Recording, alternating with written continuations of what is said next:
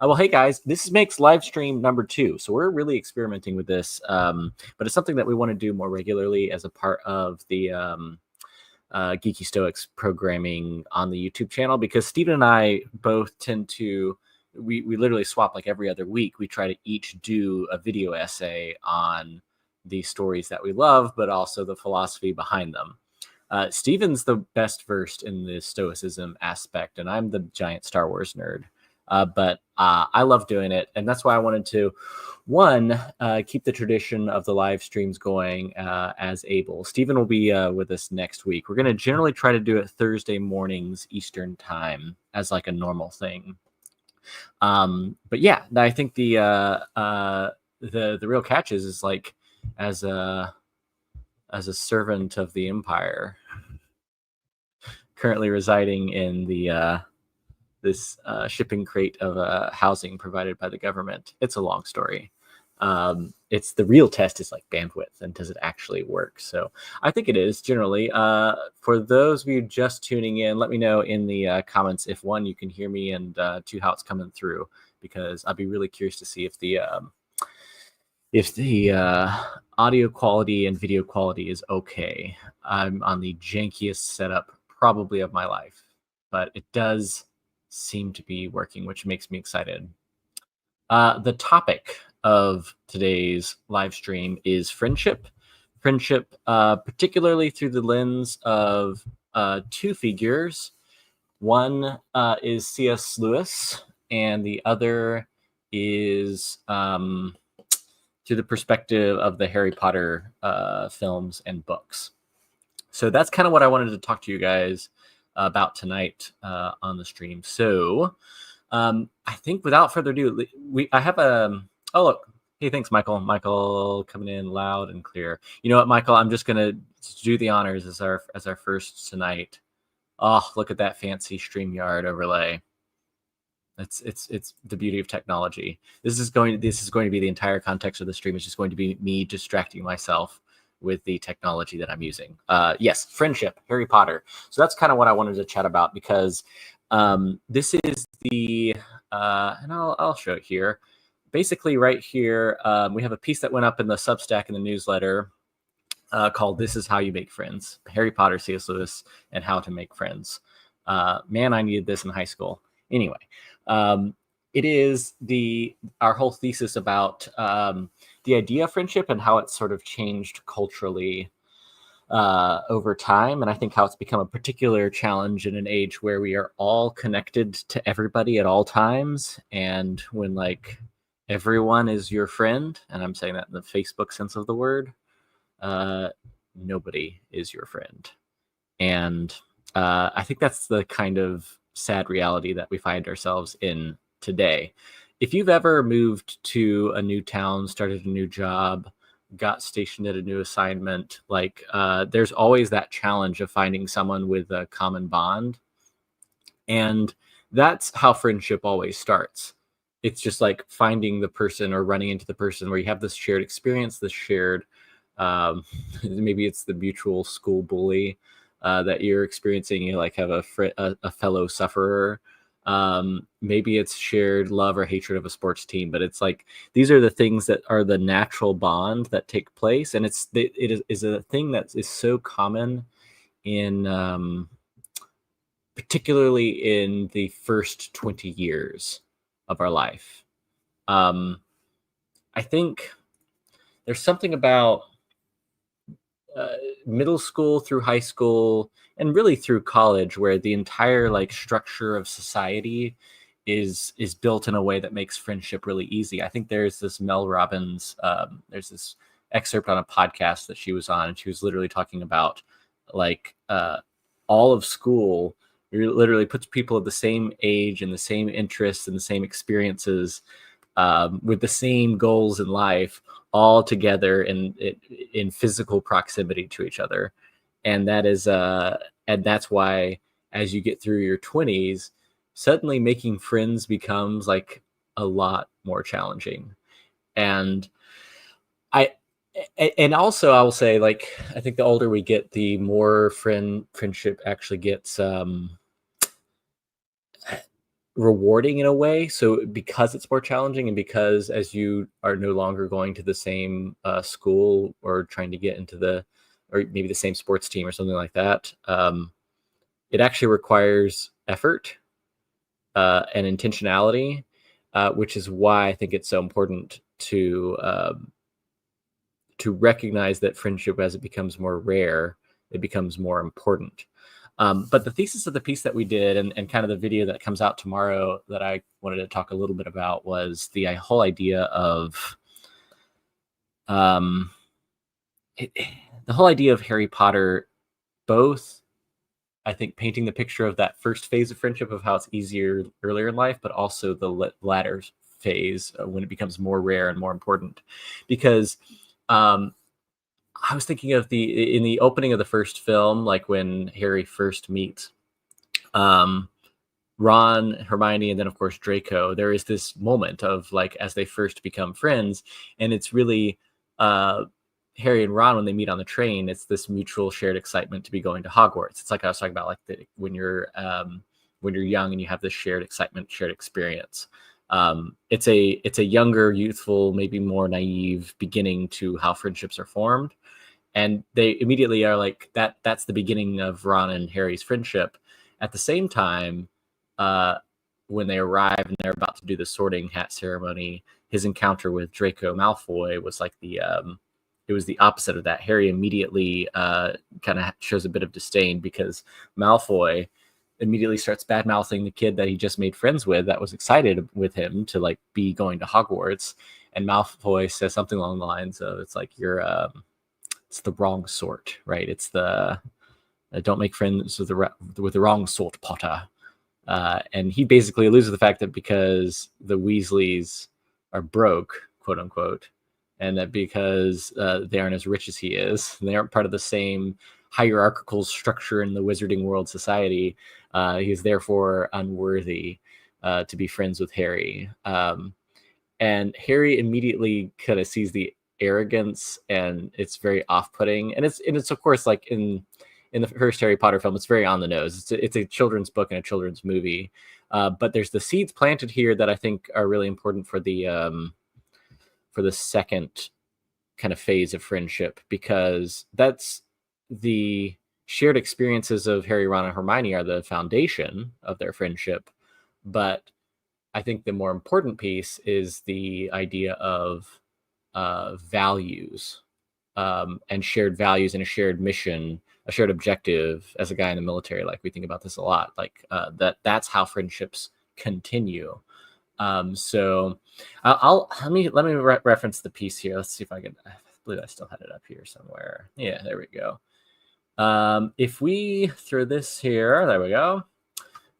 In the piece, C.S. Lewis wrote a book. It's called The Four Loves. I am less familiar. I'm a big C.S. Lewis. I grew up reading Narnia, and some of his works on theology, philosophy, mere Christianity. Like, a lot of those are really, really well done. Incredible. But one of his lesser known books that Stephen kind of was turning me on to was The Four Loves.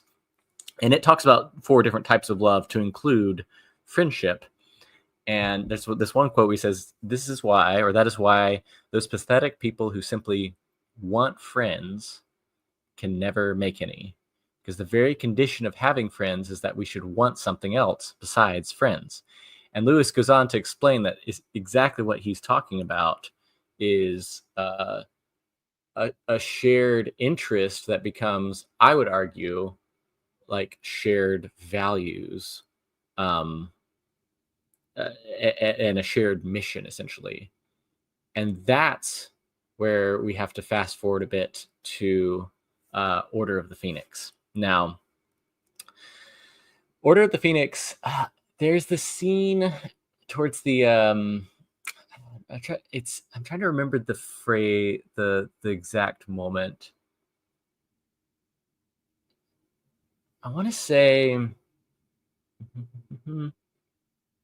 it's what is her name? It's of course it's blanking live. I was just literally just writing this the other day, but it's the Pink Lady of Doom.